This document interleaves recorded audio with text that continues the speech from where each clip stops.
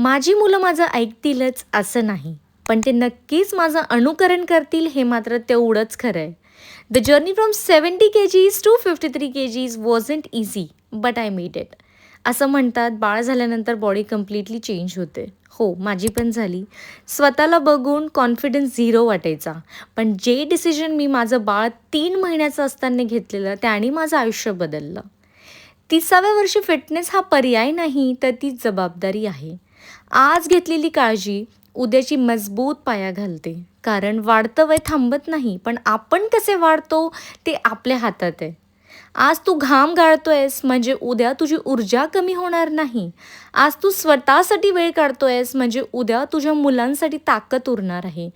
Fit बाबा, fit आई हे फक्त चांगलं शरीर नाही, तर मुलांसाठी जिवंत उदाहरण असतं. 30 नंतर फिटनेस म्हणजे फॅशन नाही, तो भविष्यासाठी केलेली गुंतवणूक आहे. आज मेहनत कर, जेणेकरून उद्या तुझी मुलं तुझ्याकडे पाहून प्रेरणा घेतील.